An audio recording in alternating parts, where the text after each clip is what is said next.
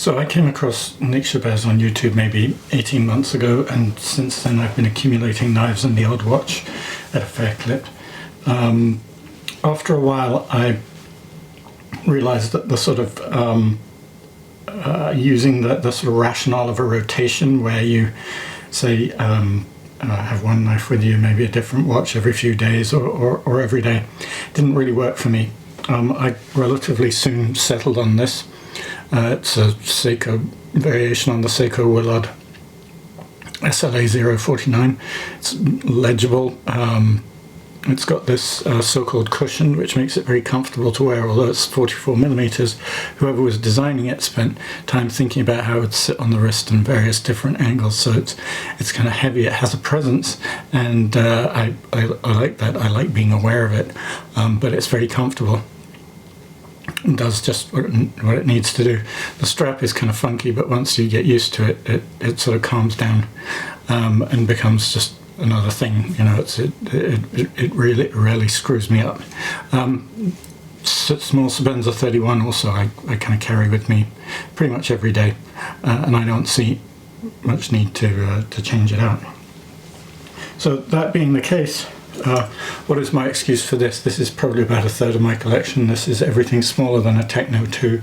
So if I'm not using the excuse of a rotation, why do I have so many knives? And one way that I've kind of started thinking about this, and this is something I was interested in long before getting into knives, is how they relate to art. There's a very kind of simple way, which is to say that knives get embellished with art, right? This is the Night Sky. It's functionally identical to the sort of plain one that I have here, but it's had this sort of engraving put on its surface. So in as much as this sort of has art and this one doesn't, it's an embellishment, it's an add-on, and it changes nothing about the function. Similar but different is the TRM Atom. This has interchangeable scales, and although you have to have the scales on the knife for it to work as a knife, the scales change. You can have different colors, different textures, but again, those whatever color or texture you have, the tool quality of the knife remains completely unaffected by by whatever scales you have on there. There's a Swiss Army knife with a mosquito on it. I kind of like that. It's when I'm outdoors, whatever sort of hunting, shooting or fishing I'm doing, getting bitten by mosquitoes is the common sort of experience. So I like the idea of the sort of iconography of the outdoors being a mosquito.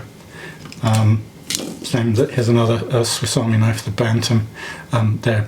You can get this in any number of colors, or if not this particular one, Swiss Army does sort of change the color of the scales all the time on their knives, and people collect the different colors, but the color makes absolutely no difference to the function of the knife. And then here's the Baby Banter with the Space Kitty on it, which is sort of the most sort of knowingly arty scale, if you like. You know, artists can do anything, they can paint anything, so why not have a cat flying a rocket on the knife? There's a sort of knowing playfulness about this scale. So if that's one sort of probably the predominant way of thinking about art and knives, art is a kind of unnecessary embellishment, sort of gilding the lily, then you know, can it go any further? And what I've been thinking about was kind of provoked or crystallized by this book, Haptics by Lynette Jones. In the introduction, she says the following: haptics involves integrating information from two senses, touch and kinesthesia. The tactile cues arise from stimulation of sensors in the skin known as mechanoreceptors. Kinesthetic information comes from the sensors in muscles, tendons and joints that signal the position and movement of our limbs and forces generated by muscles. So what that is saying to me, or the way I started thinking about it, is that what if instead of thinking of this as simply a tool, what if I start thinking about it as a work of art that is made for the hand? Okay, so the eyes are, you see with the eyes, you can see paintings. You listen with the ears, you can hear music, you can hear songs. Well, what about the hands being receptors, and knives being works of art for those receptors? So for this one, for example, you've got the blasted surface here and the mechanoreceptors in my fingers can differentiate between the texture here and the texture of the blade, the sharp edge, the jimping. And then once I start manipulating it, I've got the kinesthetic information coming from knives and muscles. The action of these famously described as hydraulic, and that's certainly something that when you have the knife in your hand, something that you experience the smoothness. Okay, so there's a range of different haptic experiences that come out of handling a knife that perhaps add up to something that is analogous to art. So instead of art being an embellishment, something that's extra that you stick on and that is superficial, maybe it's absolutely integral to these things. And one way maybe to sort of enlarge on that is to look at, or to consider, this book of paintings by Raphael. I can look at this book of paintings by Raphael, and I get some very, very good, very high quality information about what it's like to look at these things for real, so to speak. Okay, maybe I'm getting 70, 80, 90% of the experience of looking at photographs versus the real thing. And nobody is ever going to mistake this, which is just a piece of paper, for the real work of art. There's a great adequacy between this image and what it represents. And I think that coming back to knives, that's just not the case. I mean, I can watch a Nick Shabazz video, and he has the Delica and he has the PM2 and he has his ruler, and he talks about them very thoroughly and very coherently. But if I get a knife that he's talking about in the mail, it's always a surprise when I get it in my hand. It's never what I was expecting it to be, and that just, you know, goes to this. What I'm trying to say is that these things belong in the hand. They are for the hand. They belong in the hand, and that is where they are. That is where you experience them.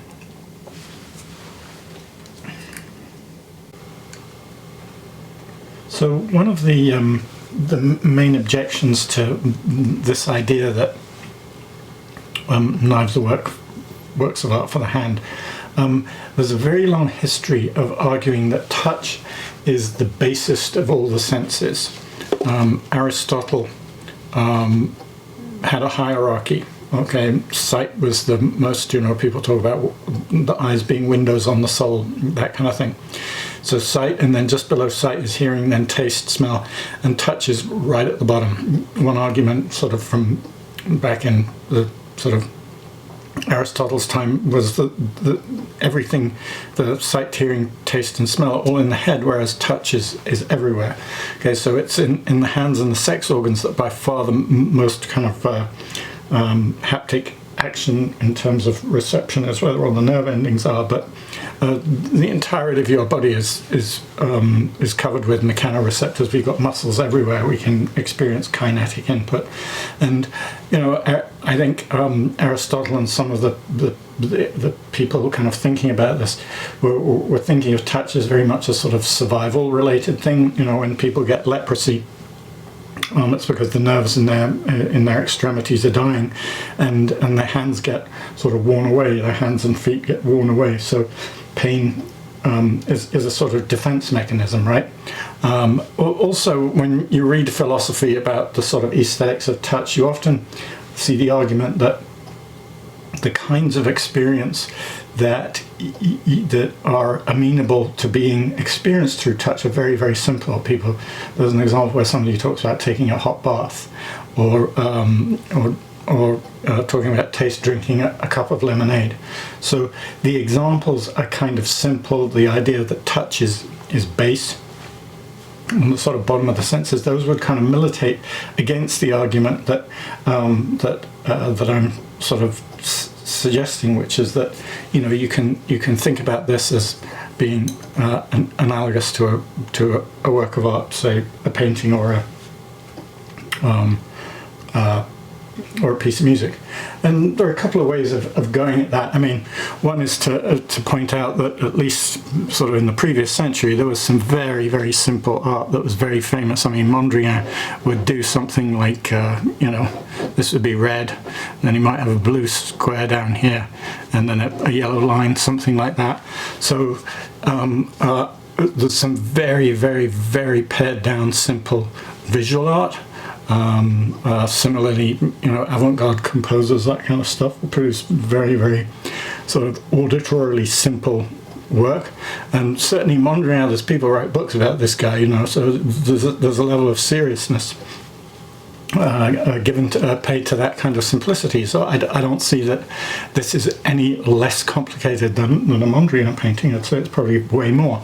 So I mean, if you compare this to a Taylor Swift concert, or something, it's clearly very, very simple.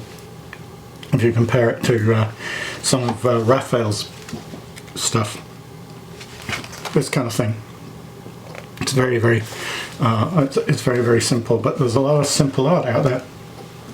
And the other sort of point to make is that, if you watch Nick Shabazz, and this is one of the things that really made me sit down and pay attention, is that he talks about his review process, right? And he will carry something like this for maybe 2 or 3 weeks, maybe a month. He'll do a disassembly. And so there's an enormous amount of time invested in thinking about an object like this and experiencing it and manipulating it and using it. And you can if you're in an art gallery, you can sort of walk past something like this and you go, oh, yeah, look at that, look at the sheep, and then you go to the next one. Similarly, you can listen to a song on the radio or whatever. It takes maybe 3 or 4 minutes. You can read a novel. It might take a couple of days. Go to a movie, a couple of hours, so the kind of attention that Nick gives these things, it's not just that he's geeking out on them, but they actually repay that level of attention, right? It's not like he's stretching time to talk about these things on his reviews. There's his critical intelligence, which is at work, but these things are complicated and they are subtle and they are, as far as I'm concerned, Aristotle is just wrong. So that kind of, I don't know if it puts it to bed, but that's my argument for why, or against these kinds of hierarchies, which says that you're never going to achieve anything very subtle or art-like with touch. I think it's plain wrong, especially when it comes to knives. So coming back to my original problem of why do I have all these knives? If the answer is that I need a tool for my everyday carry in case I come across some sort of a cutting problem or an issue, then I really struggle to justify why I need all of these things. And it's not, I'm not being judgy here, it's more a sort of philosophical thing that I'm interested in. So as long as you think of a knife fundamentally as a tool, the questions that you ask of it is how good is it at what it's doing. You're very interested in quality, and really once you've found your one and done, that's the end of the story.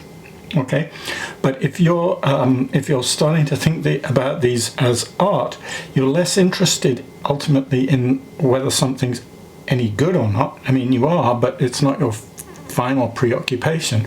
Rather, you're interested in experiences, right? Nobody is going to tell a library, why do you have 500 books? You only need one book. Nobody's going to say to an art gallery, why have you got 500 paintings in here? You only need one painting, right? So as soon as you start thinking about art, you start thinking about these things differently. Instead of how well they function as a tool, you're thinking about what kinds of experiences, how do these experiences add up? So here we can think of a sort of sliding scale. You're thinking of your knife as a tool, and you're preoccupied with quality. Is it any good or not for the purpose that it has been designed and made? And once you find the correct one, you have won. Okay, if you're thinking about the knife as art, then you're thinking about experiences. You're less preoccupied with quality. You're a sort of knife tourist. At least that's where I am at the moment, kind of knife tourist. And having plenty of knives makes sense because these things all give you different kinds of experiences. The way they open, the way they close, the way they lock, the configuration of the blade, the way they feel in the hand—they're all different, and all those things are part of kind of being a knife tourist. Now, I get that that's also very problematic. I think that, looking at this, there's a kind of the tool at one end, at the art, and the art at the other end. They're sort of irreconcilable, right? They're sort of opposites, and they don't. If you're like me and you drift towards the art piece, you're kind of denying the tool quality of knives, and you don't care about whether they're any good or not, and that's very, very problematic. But here's some of the upside, right? This is a Wayfarer. Lamec is great at making textures, and this I think they call it's a sort of kinetic surface, and it feels very, very much like skin. The book on haptics I was reading talks about haptic illusion, and this is incredibly smooth, at least to the touch. I mean, it's not a mirror. There's texture there, but it feels almost like skin. And I've recognized the same texture on this. This is a Crine G10 knife. Here he's cutting against the grain. That texture is very, very, very similar.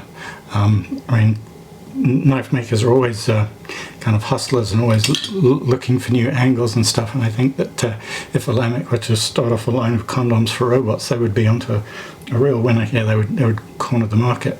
But in any case, this kind of experience of mechanoreceptors here going to work on these things.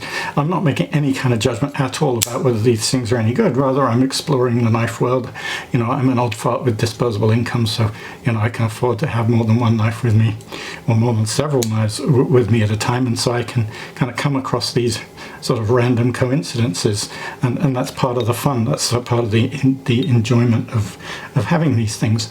But still, I recognize that that's very, very problematic, and to come back to this sort of opposition between art and tool, well, the answer is, or it's not so much an answer, but instead of thinking about knives as art, you got to start thinking about them as architecture for the hand, because architecture, ever since people have been thinking about architecture, the sort of utility versus aesthetics is a kind of bind in which architecture lives. So rather than being an opposition between tool and art, rather it's a kind of animating contradiction that drives the entirety of architecture.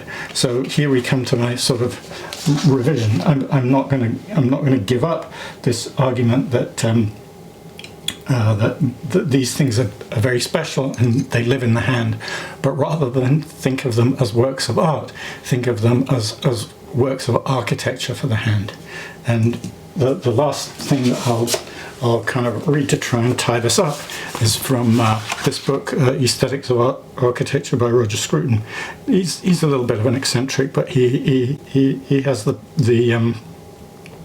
benefit of being very, very clear, and he quotes in the second chapter of this book an American architect, Joseph Escherich, and this is to me the heart of it. He says, "Beauty is a consequential thing, a product of solving problems correctly. It is unreal as a goal.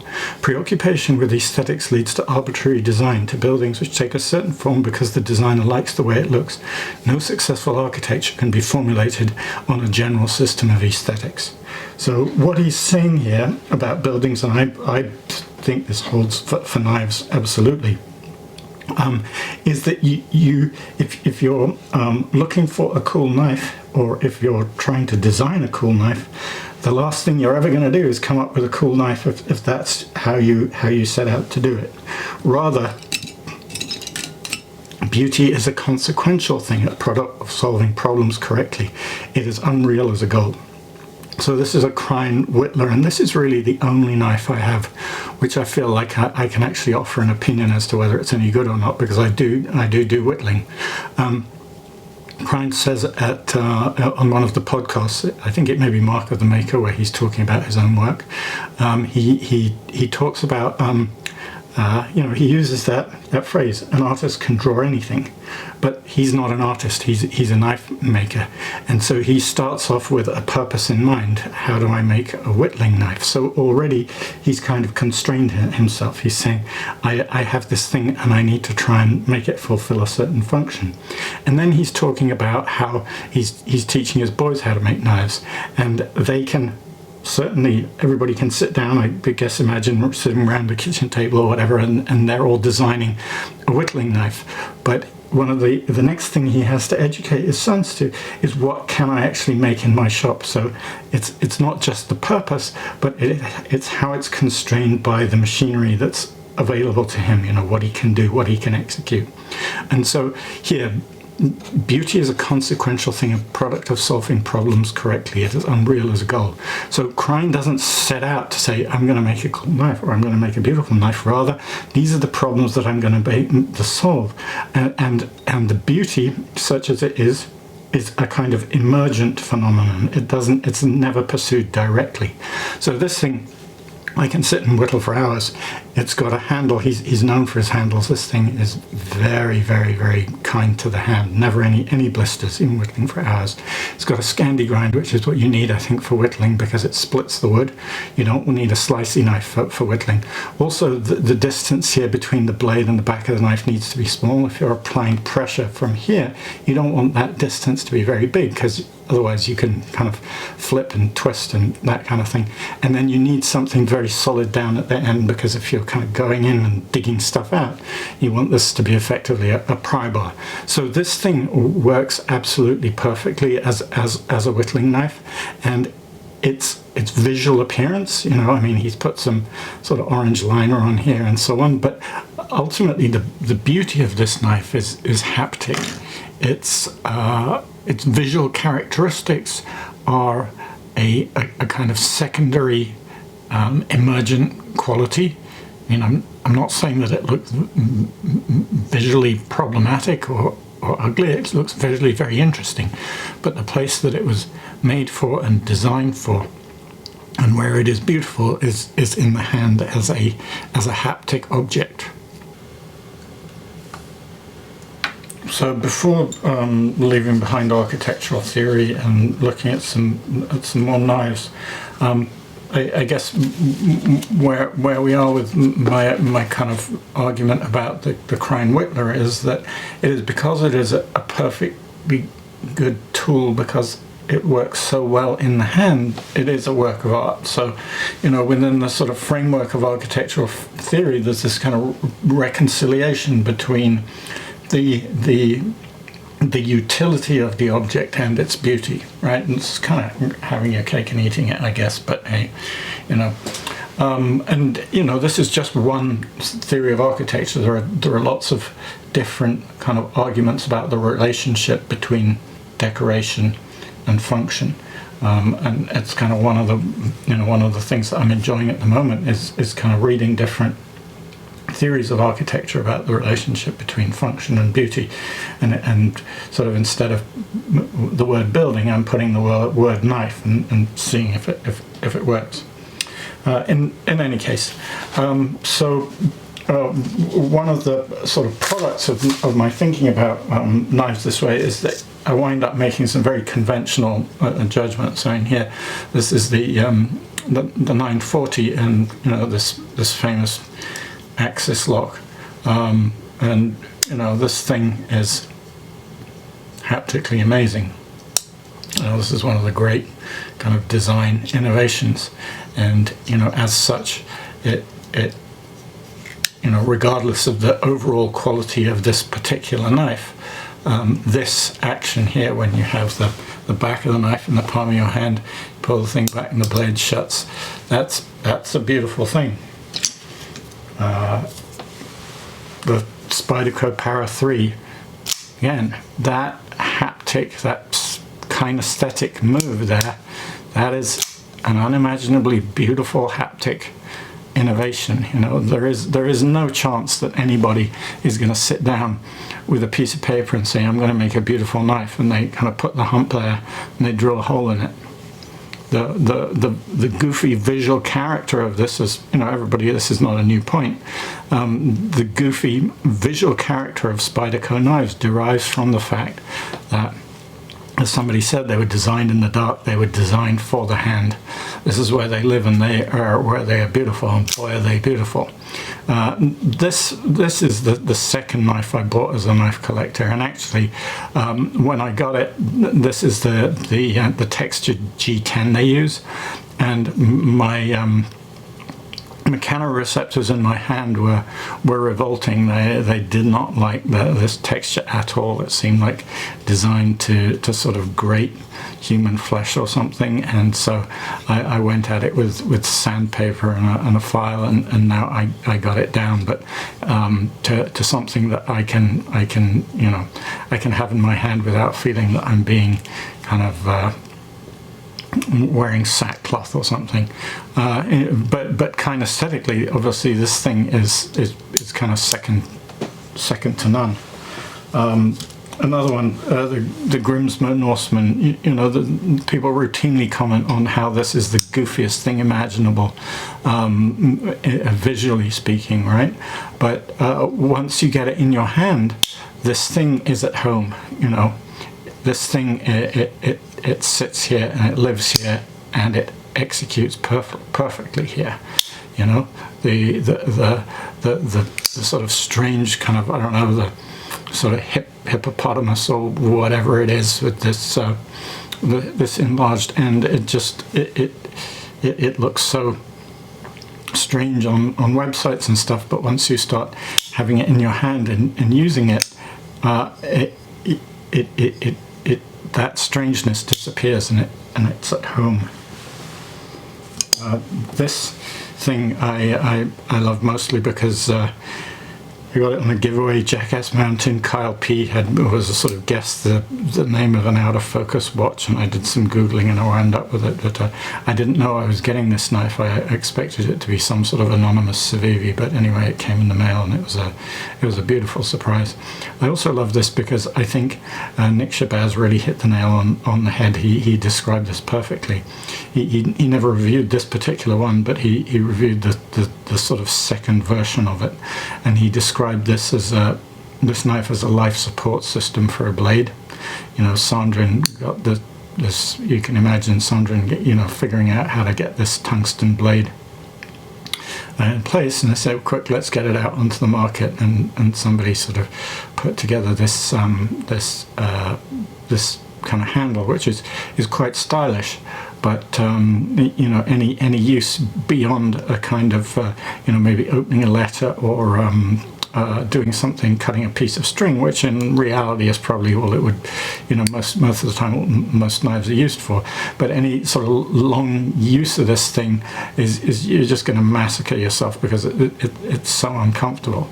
So I love this both because it came to me as a surprise. It was given to me as a surprise, and also because of that description as a life support system for a blade.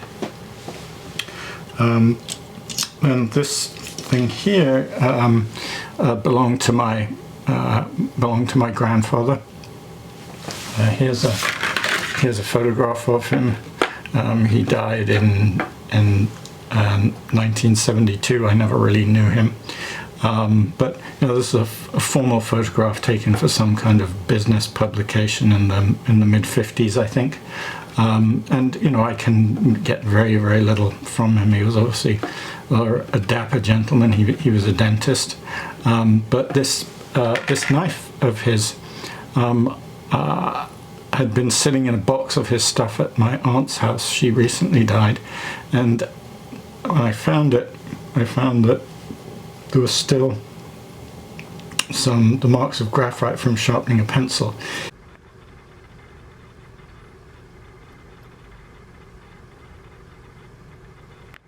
he was a lefty, so he would have been sharpening the pencil kind of like this, so the graphite winds up on this edge, and somehow this object, you know, the thinking of him focusing on sharpening the pencil, I feel much closer to this man who I never really knew than this photograph would ever sort of bring me.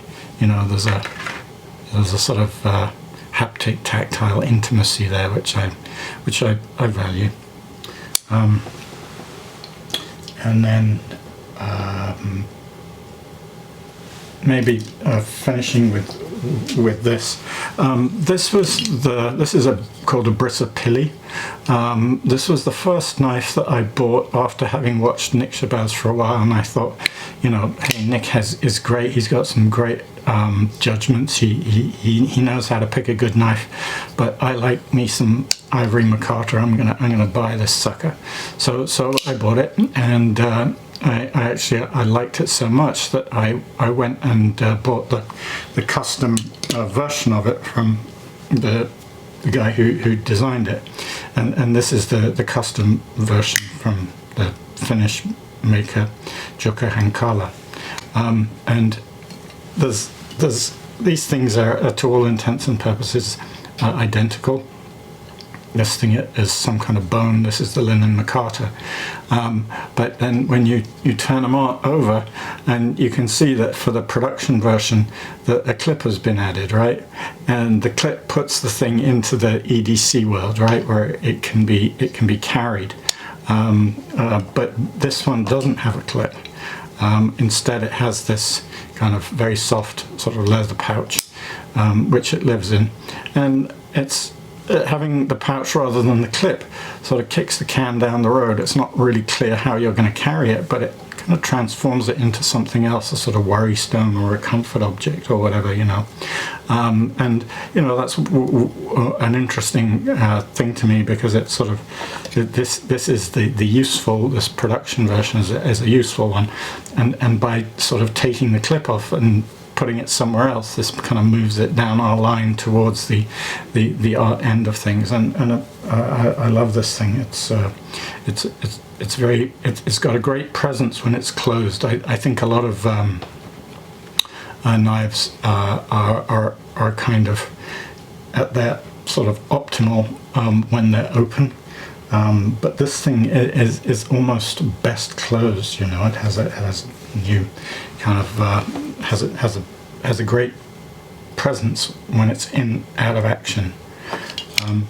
In any case, that's about it. If you're with me, I think the most grateful person is probably my wife, because she doesn't have to listen to this stuff. And anyway, immense gratitude to Nick Shabazz and to all the people on Jackass Mountain from whom I've learned a tremendous amount, and enjoy the humor and the kindness of the place very much indeed. So thank you very much.